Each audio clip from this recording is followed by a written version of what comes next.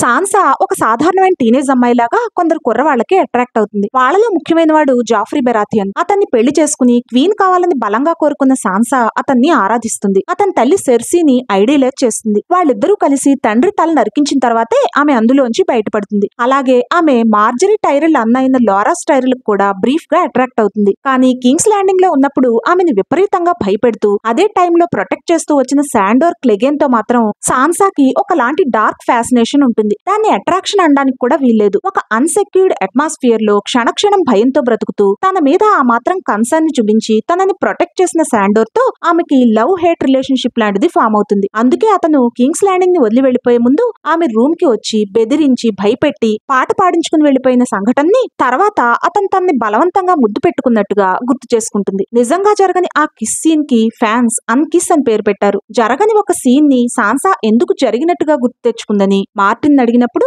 Sansa ఒక unreliable narrator అని, ఆమె అలా చెప్పడానికి ఒక కారణం ఉంటుందని, అది తన తర్వాత బుక్స్ లో తెలుస్తుందని అన్నారు.